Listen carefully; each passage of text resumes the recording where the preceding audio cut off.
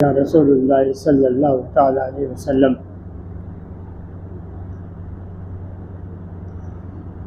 हज़रात, आज मुहर्रम उल हराम की कमोबेश है 3 तारीख़ है। नया इस्लामी साल 1448 शुरू हो चुका है और इसके साथ ही फ़ज़ा के अंदर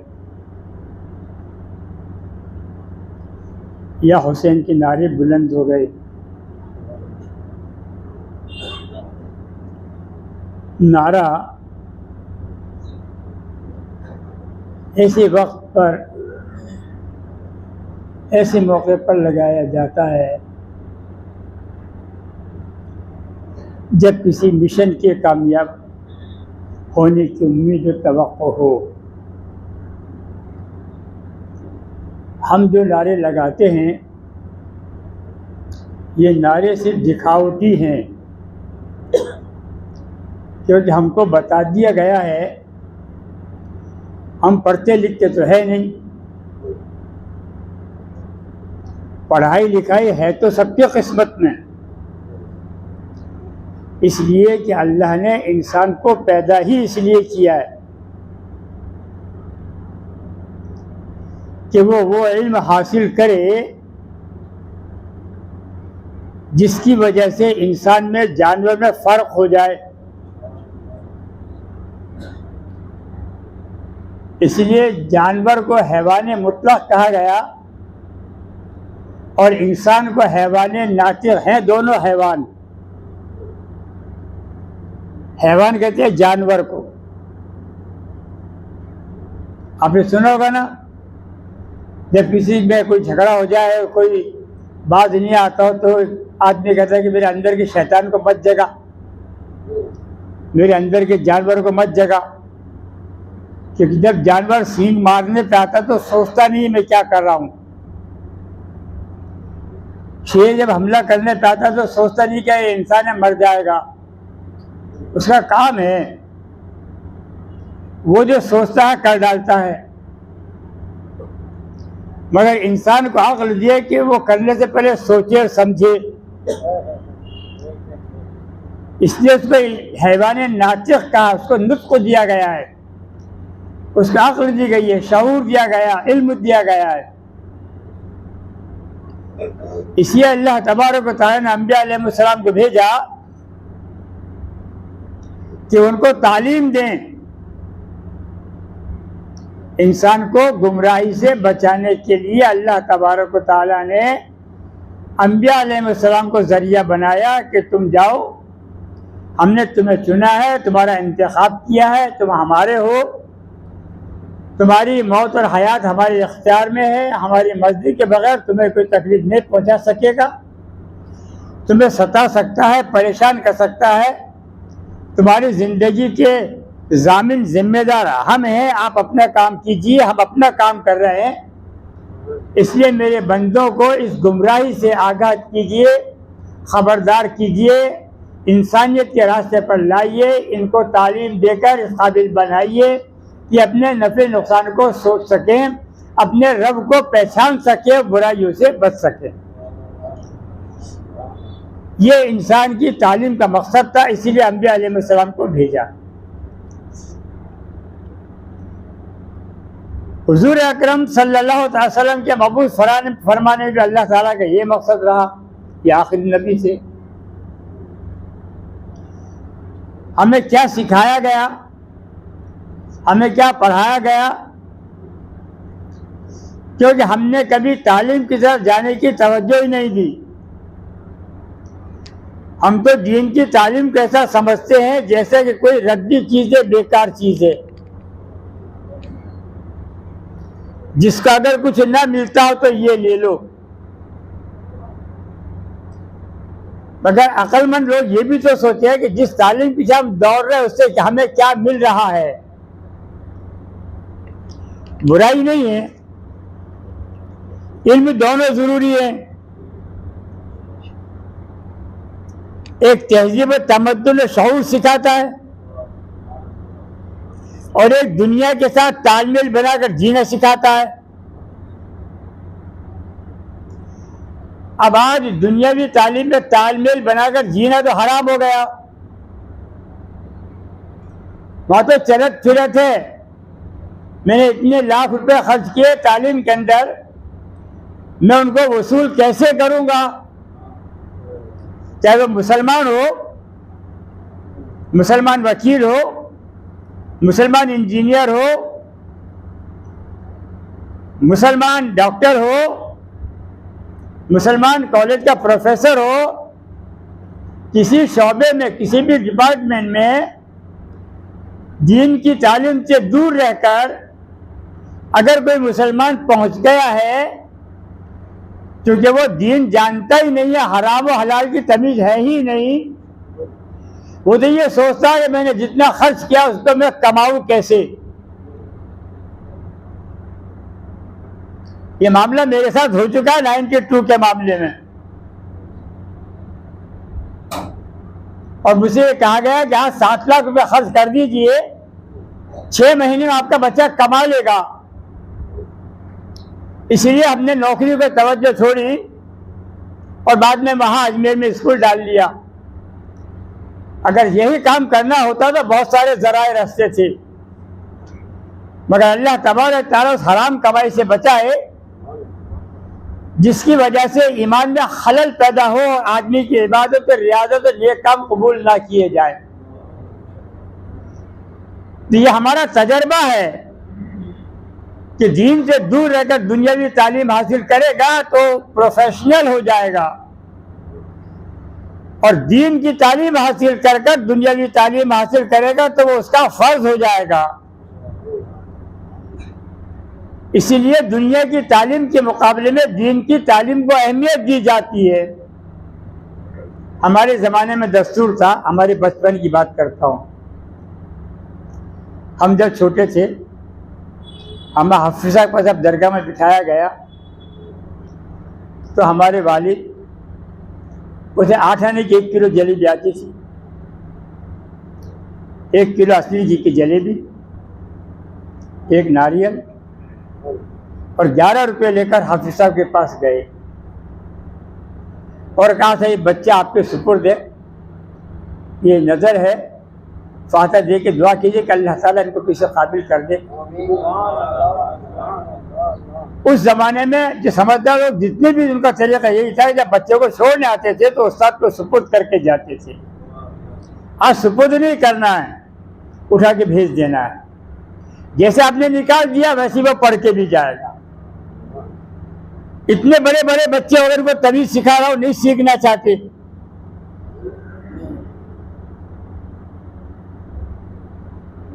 जरा सी सीनियर पास किया इनके पर निकल जाते हैं, फिर ये आसरा ढूंढते हैं,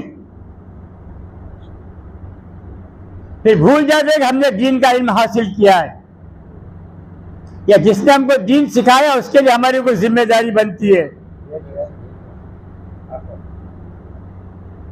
मौला कायनात बहुत मानते हो ना अली को, 5 नारा पंचतन का 1 नारा है दिली या अली, मानते हो ना? कितने लोग नहीं मानते अली को? हाथ खड़ा करो। जो अली को नहीं मानता हुसैन को नहीं मानता, और इस दौर में जो हुसैन को नहीं मानता तो मुसलमान हो नहीं सकता। ये ताजिया निकालेगा वही मुसलमान है, बाकी तो कूफी है सब, हम तो कूफी में शुमार है। हमारा तो उस फहरिस्त में नाम है जिस फहरिस्त को इमाम हुसैन से लड़े थे, क्योंकि हम तो खिलाफ काम करते हैं ना।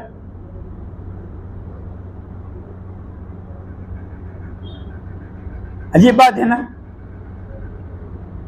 कितने लोग ऐसे जो अली को नहीं मानते। हम तो 4 यार को मानते, 4 यार के बाद अशरफ मुबश्शर को मानते। अब तुम तो ये भी नहीं, 4 यार है कौन? फिर किस दावे से कहूं कि हम मुसलमान हैं? फिर क्या दावा? हम बुलाते आते नहीं, आओ 10 दिन या 1 घंटा बैठ जाओ, हमें तकलीफ है, पेट बांध कर बैठते हैं वहां, आधा घंटा मुश्किल से बोलते जितनी हमारी हिम्मत होती है, एक मैसेज देते हैं, कौन सुने? हम तो तकरीर वो सुनेंगे जो किताब से पढ़कर सुनाया जाए, या मौलवी से सुनेंगे जो आखी बाकी बातें करके निकल जाए। आलिम से नहीं सुनेंगे। आलिम वो लाएंगे जो स्टेज को फुदकता हो और फुदकाता हो। मुझे बड़ी हैरत होती है इस कौम के ऊपर कि मैंने अपने 2004 से लेकर 2026 तक कितने साल हो गए साहब? कोई गणित तक जो हिसाब लगे बता रहा मेरे को तो नहीं आती गणित। 2004 से 16 सितंबर 2004 से 2026 तक गणित निकाल मुझे कितने साल हो गए। पिछले साल में आज के 6 साल पहले तक जितने बच्चे मैंने तैयार किए उनसे कसम दे के पूछो कि कितने अपने बायात पर खड़े हैं और कितनी बार दीन की बात सुनने के लिए आते हैं। उनके माँ बाप ये तो कह सकते हैं साहब बच्चा सुनता नहीं है, तुमने कभी ये कहा बेटा तू पढ़कर क्या आया, जाके बैठ थोड़ी देर ताकि तुझे तमीज आ जाए। पढ़ना नहीं पढ़ना बराबर है। जैसे मुझसे से लोग जो सड़क पर बैठे रहते हैं उनके साथ बैठना उनका मायार है, तो दीन की हिफाजत कर कैसे सकते हैं? आपका तरीका ये रहा। मेरे 100 बरस पूरे होने के बाद फिर वही ऐसे आदमी आएंगे जो 4 दिन मदरसा चलेगा, 6 महीने छुट्टी जाएंगी और फिर इस कौम का तालीम का निज़ाम ख़त्म हो जाएगा। आज 22 साल से मेरी मेहनत के बावजूद कितने लोग ऐसे हैं जिनका हौसला बुलंद हो गया हमारे बच्चों को पढ़ा दीजिए, आपने जो बच्चे तैयार किए मेरा बच्चा भी इस काबिल होना चाहिए। कितने लोग हैं?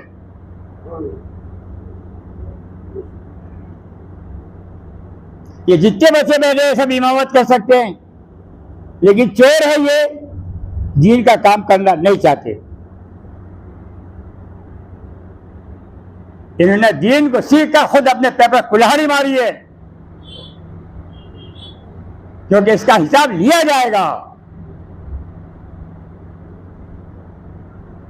वो कहते हैं ना, मारवाड़ी कहावत है, खसम किया अच्छा किया, करके छोड़ दिया बुरा किया। सुनिए ना कहावत।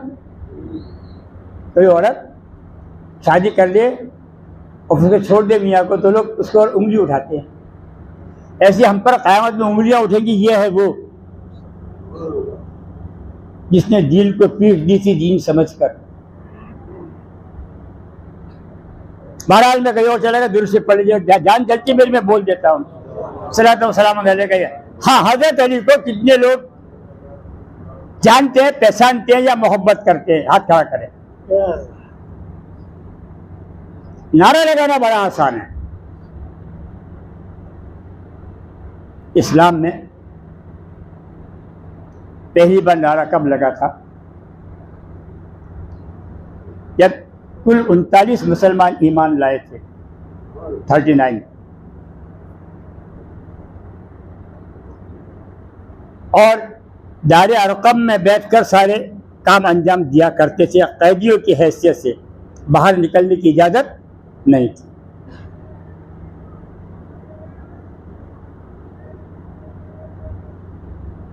देखिए, किसी के दिल में कितना भी गुस्सा हो, कितना भी अंधेरा हो, दिमाग के दिल के सारे चिराग बुझ गए हों, लेकिन कोई हल्की सी किरण की उसके अंदर होती है ना, एक चिंगारी। अंग्रेजी में कहावत है, a tiny spark can be burn house. एक छोटी सी चिंगारी सारे घर को जला देती है। तो ऐसी छोटी सी ललक भी अगर दिल में हो, दिमाग में कितना गुस्सा हो, कितनी नाराजगी क्यों ना हो, आखिर वो हल्की सी किरण अपना रंग दिखा देती है। हुजूर ने अर्ज किया, मेरे रब, ये 39 लोग तेरे दर पर झुके हुए हैं, इनकी जानों को हर तरफ खतरा है, ये मेरे कहने पर तेरी याद में मशगूल है,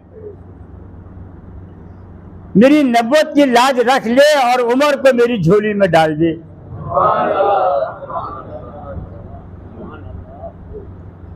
उमर डाल दिया। उमर डाला कैसे? तलवार लेकर निकला घर से। क्या बात, कहाँ जा रहे हो? कहा आज मोहम्मद सल्लल्लाहु अलैहि वसल्लम का कत्ल करके आऊंगा, आज इस्लाम खत्म कर दूंगा। नफरत कितनी थी, मगर कुदरत ने हल्की सी लचक रखी थी, लचक लचक लचक, हल्की सी चिंगारी सुलग रही थी अंदर। बहन के पास जाकर के कुरान की आयत सुनकर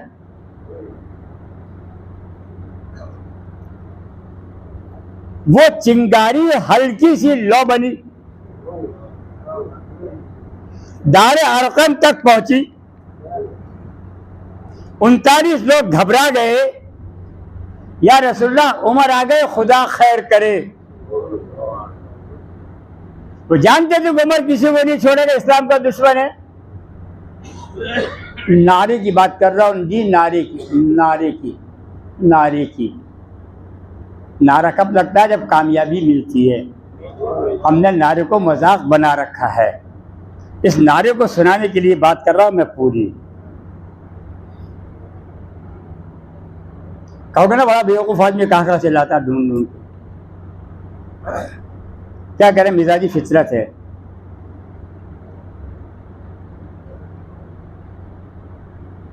हजरत अमीर हमजा ने कहा, दरवाजा मैं खोलूंगा और देख लूंगा उमर क्या करता है।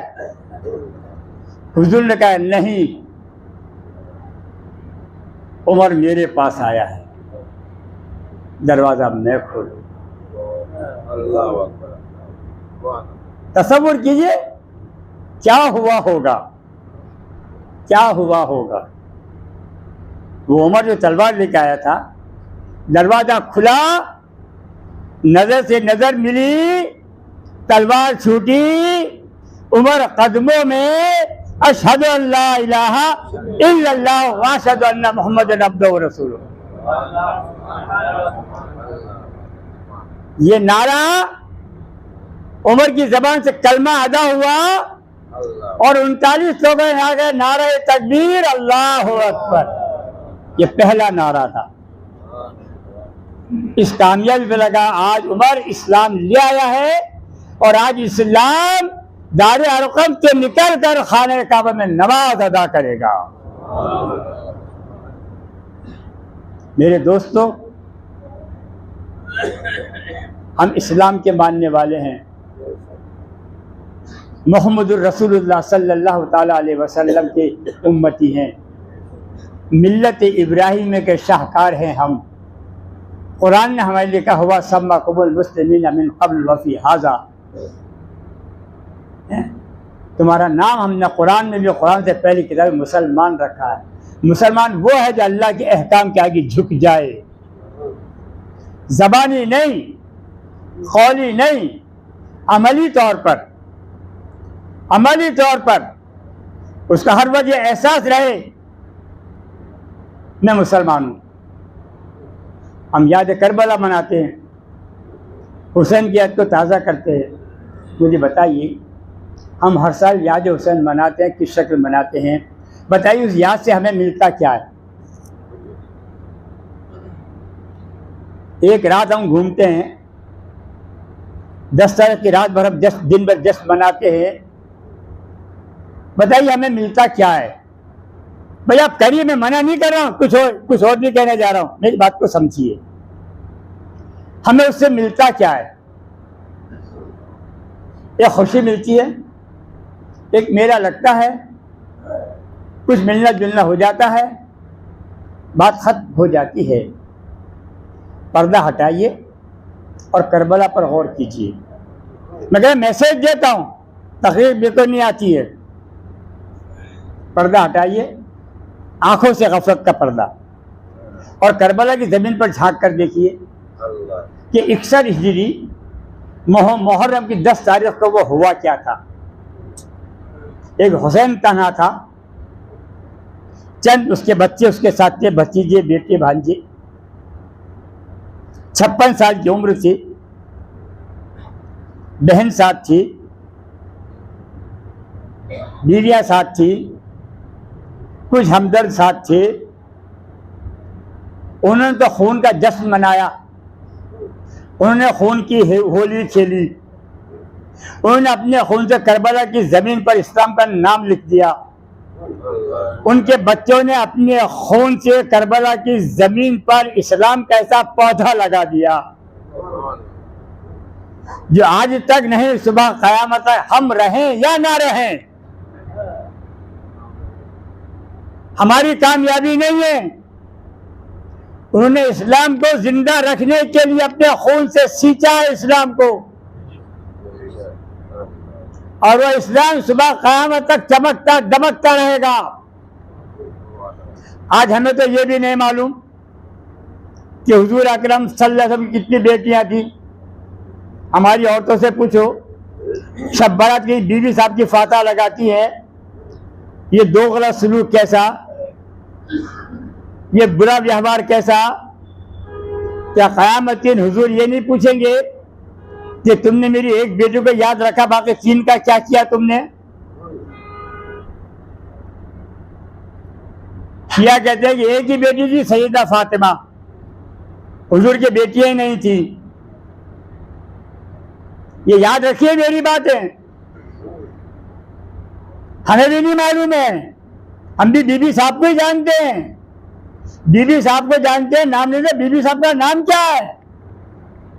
अरे हमारी हालत तो देखो यारो, हमारी औरतों की तालीम का माया देखो, हमारी तालीम का अफसोस नहीं होगा तो क्या होगा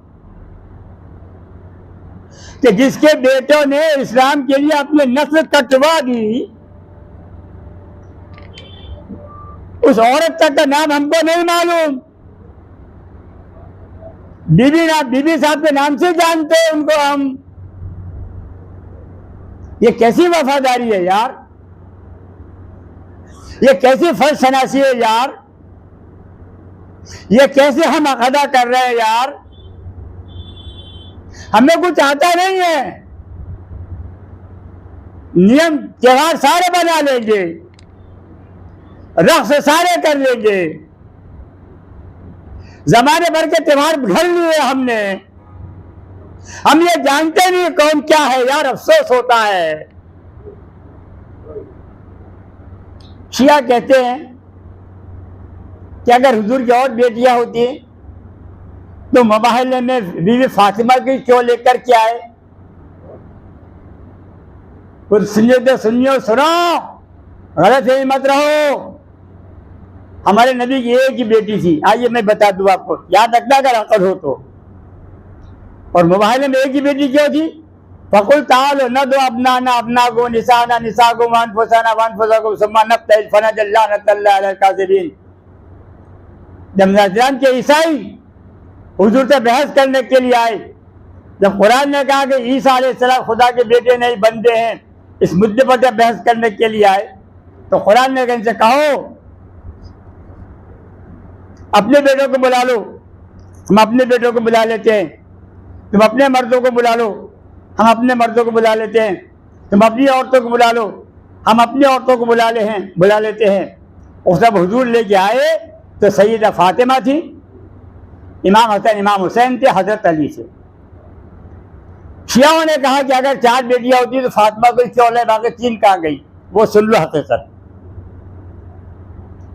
हुजूर अकरम सल्लल्लाहु ताला अलैहि वसल्लम की बेटी सैयदा रुकैया, जो हज़रत उस्मान गनी के निकाह में थी, जिस दिन बदर का जंग हो रही थी 2 हिजरी में उनका विसाल हुआ, उनका इंतकाल 2 हिजरी में हुआ। 7 हिजरी में हजरत ज़ैनब का इंतकाल हुआ।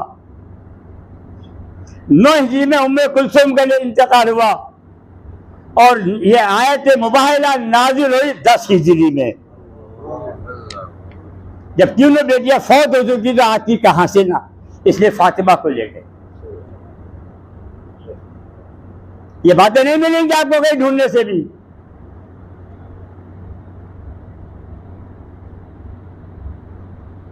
यह आयत मुबाहिला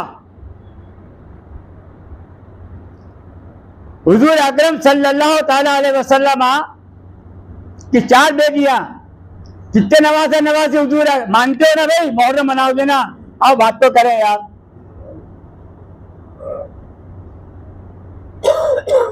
कितने नवासी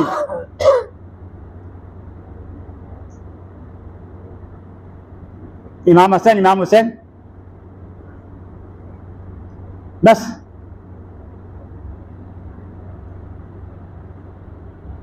बाकी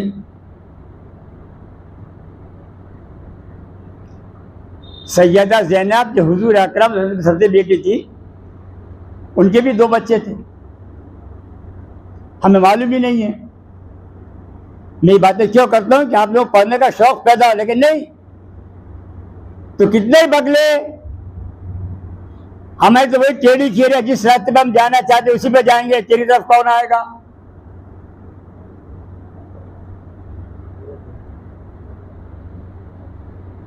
हम नहीं पढ़ते ना, सारा दिन शख्सियत पर चल रहा है। किसी ने कोई जमात कायम कर, उसके नाम से जमात चल रही है। किसी ने सिलसिला कायम कर, उसके अरे हम तो हुजूर की उम्मत थी, हमारा नाम हुजूर से है कि सिलसिलों से है या जमातों से। गद्दारी कौन कर रहा है हुजूर के साथ? हमें उम्मती कहते हुए शर्म आती है, कादरी कहते हुए, चिश्ती कहते हुए, देवबंदी कहते हुए, जमाती कहते हुए शर्म नहीं आती। ये कहते शर्म नहीं आती हमको, उम्मती कहते शर्म आती है। हम उम्मती नहीं कह सकते कि हमारा तो पेशवा एक, हमारा प्यूरा मुर्शिद तो फकत मोहम्मदुर रसूलुल्लाह किसी कोई है ही नहीं। जो जात कयामत तक के लिए नबी बनाकर भेजी गई, जिसके हाथ में हमारी शफाअत रखी गई, उसकी हमें पहचान ही नहीं है, बाकी सबकी पहचान हमको है। हुजूर की सबसे बड़ी नवासी का नाम था उमामा, जिस वक्त इमाम हसन इमाम हुसैन पैदा ही नहीं थे, वजूद ही नहीं था उनका। और ये वो बेटी हैं कि जब हुजूर अपने कमरे में नमाज पढ़ा करते थे तो यही साहबजादी जो आपकी पीठ पर सवार हो जाती थी। इमाम हुसैन तो बहुत बात की बात है भाई। और आप सजदे पढ़िए, आप सजदे सर नहीं उठाते थे।